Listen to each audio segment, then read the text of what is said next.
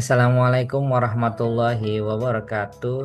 Halo teman-teman semuanya, teman-teman mahasiswa STI Al-Bahjah Cirebon, khususnya mahasiswa-mahasiswi Prodi Ekonomi Syariah. Semoga teman-teman semua selalu dalam keadaan sehat walafiat dan tetap semangat dalam belajar ya. Nah, selamat datang kembali di video pembelajaran Ekonomi Moneter Islam. Kali ini kita akan masuk ke pertemuan kedua dengan pembahasan yang sangat fundamental nih teman-teman, yaitu tentang teori permintaan dan penawaran uang. Nah, ini kenapa penting? Karena uang adalah darah dari perekonomian nih. Tanpa pemahaman yang baik tentang bagaimana uang beredar, kita akan sulit memahami inflasi, suku bunga, bahkan stabilitas ekonomi secara keseluruhan nih teman-teman. Di akhir video ini, saya harap teman-teman nanti dapat memahami konsep dasar permintaan dan penawaran uang, kemudian mengetahui perbedaan antara teori konvensional dan Islam dalam melihat peran uang, kemudian menganalisis faktor-faktor yang mempengaruhi jumlah uang yang beredar di masyarakat, dan yang terakhir, teman-teman bisa menyadari mengapa sistem moneter Islam muncul sebagai alternatif atas sistem moneter modern yang sering tidak stabil nih teman-teman ya. Sebelum kita masuk ke teori, mari kita ingat lagi, apa itu uang?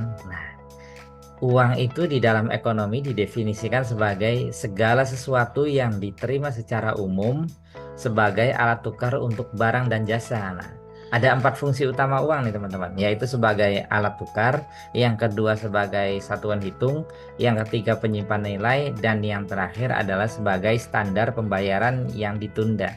Nih contohnya nih teman-teman, saya kasih contoh ya. Nih, ketika teman-teman misalkan membeli kopi di kafe dengan harga 25.000, nah itu uang teman-teman itu berfungsi sebagai alat tukar dan satuan hitung. Ketika teman-teman menabung uang itu untuk keperluan kuliah di masa depan, nah uang tersebut berfungsi sebagai penyimpan nilai dan standar pembayaran yang ditunda. Nah, itu dia contohnya ya teman-teman. Nah, kemudian kita lihat teori permintaan uang konvensional. Ini ada teori klasik ya. Teori ini menyatakan bahwa semakin banyak uang beredar di masyarakat, maka semakin tinggi harga barang. Nah, itu dikenal dengan persamaan Fisher, teman-teman. Irving Fisher ya. Nah, kemudian ada dari teori Keynesian, ini teori preferensi likuiditas ya. Menurut Keynes itu orang menyimpan uang bukan hanya untuk belanja, tapi untuk 3 motif nih teman-teman. Yang pertama untuk motif bertransaksi atau dalam kebutuhan sehari-hari ya, jual beli gitu kan, transaksi jual beli.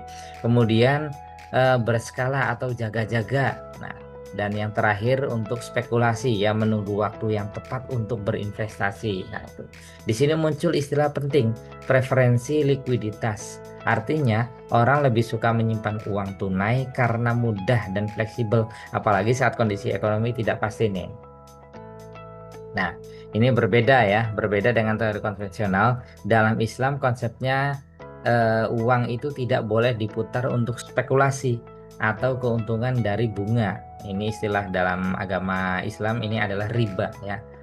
Uang itu bukan komoditas tapi alat tukar. Menyimpan uang karena spekulasi bertentangan dengan nilai syariah karena dapat menciptakan ketimpangan distribusi kekayaan. Nah, motif permintaan uang dalam Islam ini untuk kebutuhan real. Nah, kebutuhan real itu sektor real, sektor barang dan jasa. Jadi permintaan uang itu untuk digunakan untuk sektor real, teman-teman. Sektor barang dan jasa. Nah, kemudian yang kedua untuk menjaga stabilitas dan keberkahan ekonomi, dan yang terakhir untuk mendorong produktivitas bukan stagnasi. Nah, contohnya nih, saya kasih contoh lagi ya. Menyimpan uang hanya untuk nunggu harga naik. Nah, ini agar bisa untung dari selisih jual beli. Itu dianggap tidak etis dalam ekonomi Islam. Sebaliknya, lebih dianjurkan menggunakannya dalam usaha real ya, sektor real barang dan jasa yang memberi manfaat bagi masyarakat. Nah, jadi uang itu tidak berfokus untuk jual beli uang, jual beli uang. Nah, itu kan tidak langsung memberikan manfaat kepada masyarakat. Nah, teman-teman. Nah, ini sekarang mari kita bahas dari sisi lain, yaitu penawaran uang. Nah, dalam sistem ekonomi, penawaran uang itu umumnya dikendalikan oleh bank sentral seperti Bank Indonesia ya, melalui instrumen sebagai berikut nih teman-teman. Yang pertama ada cadangan wajib minimum. Nah, ini Bank Indonesia mewajibkan bank umum untuk menyimpan sejumlah dana sebagai cadangan. Ini dalam rangka sebagai alat pengendali eh, jumlah uang yang beredar di masyarakat. Nah, kemudian yang kedua ada operasi pasar terbuka. Nah, ini Bank Indonesia menjual atau membeli surat berharga untuk mengatur jumlah uang yang beredar di masyarakat. Nah, yang ketiga ada istilahnya di tingkat diskonto. Nah, itu suku bunga pinjaman antar bank yang ditetapkan oleh BI. Nah, dalam sistem Islam, instrumen serupa juga digunakan, namun tanpa berbasis bunga ya. Nah, ini beberapa contoh instrumen moneter syariah ini ada dalam perbankan syariah. Ini ada yang namanya sertifikat Bank Indonesia Syariah, kemudian ada fasilitas simpanan likuiditas atau istilah singkatannya FASBIS ya. Nah, kemudian yang terakhir ada PUAS atau pasar uang antar bank syariah. Nah, itu yang mendukung kebutuhan likuiditas jangka pendek. Nah, semua instrumen syariah ini tetap digunakan untuk mengatur jumlah uang beredar, namun dengan prinsip keadilan, transparansi, dan keberkahan ya.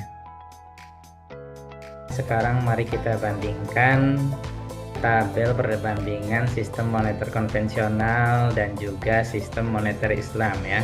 Di sini ada 3 aspek yang perlu kita perhatikan ya. Yang pertama dari aspek tujuan uang.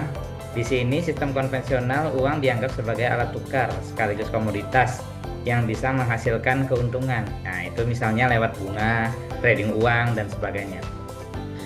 Kemudian dari sisi moneter Islam, itu uang dianggap hanya sebagai alat tukar, bukan komoditas. Jadi uang itu tidak boleh digunakan untuk mencari keuntungan dari uang itu sendiri. Artinya itu menjaga dari yang namanya riba. Artinya, dalam sistem konvensional, uang itu bisa diperdagangkan atau dipinjamkan dengan bunga, sehingga berperan sebagai komoditas.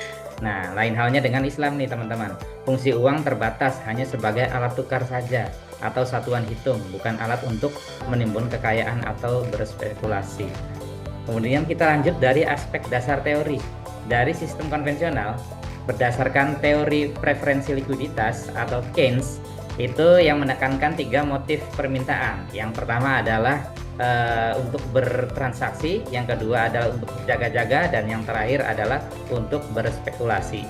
Sedangkan dari sistem Islam ini berdasarkan kebutuhan real. Jadi uang itu digunakan hanya untuk bertransaksi dan menjaga nilai tanpa motif spekulasi, karena spekulasi itu istilahnya itu gharar ya, itu gharar dalam Islam itu kan dilarang ya. Kemudian aspek yang terakhir adalah faktor kunci. Nah, ini dari sistem konvensional tingkat bunga atau interest rate itu menjadi faktor utama dalam permintaan uang. Sedangkan dalam sistem Islam, nilai intrinsik, stabilitas harga, dan kebutuhan ekonomi real itu menjadi faktor utama. Jadi tidak ada bunga karena dilarang dalam Islam. Artinya dalam sistem konvensional, ketika suku bunga naik, orang lebih suka menabung. Nah, itu karena imbal hasilnya lebih tinggi teman-teman. Sebaliknya ya, dalam sistem Islam, karena bunga tidak digunakan, pertimbangan utamanya adalah nilai guna uang dalam kehidupan nyata. Jadi bukan sekedar keuntungan finansial dari simpanan. Nah, jadi kesimpulan dari tabel perbandingan ini adalah ekonomi konvensional memperlakukan uang itu lebih fleksibel, bahkan sebagai komoditas untuk mencari keuntungan. Nah, berbeda dengan sistem ekonomi Islam nih teman-teman, menekankan uang sebagai amanah dan alat tukar semata, jadi menjaga stabilitas demi menghindari dari yang adanya ketimpangan. Nah, itu dia teman-teman dari tabel perbandingan. Nah, sekarang saya akan memberikan tugas untuk diskusi kelompok ya.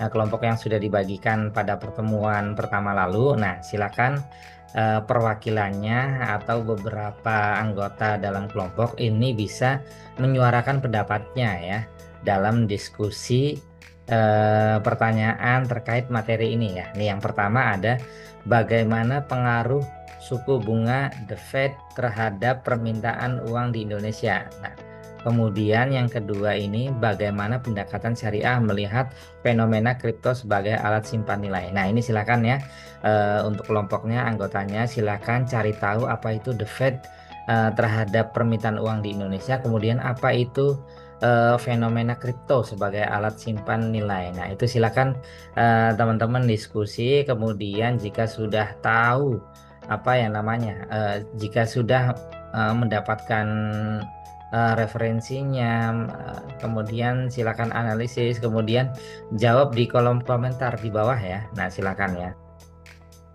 Nah, nanti teman-teman semua silahkan, di sini ada 3 referensi utama yang saya paparkan.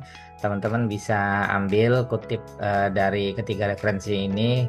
Bahkan jika ada data-data dari referensi lain, silahkan ambil juga untuk memperkuat pendapat dari tugas kelompok yang sudah saya berikan ya.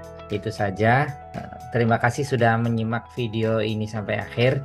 Semoga bermanfaat dan menambah wawasan buat teman-teman semuanya. Jangan lupa ya untuk like, share, and subscribe. Nah, jika teman-teman merasa video ini sangat bermanfaat ya. Sampai jumpa lagi di pertemuan selanjutnya. Wassalamualaikum warahmatullahi wabarakatuh.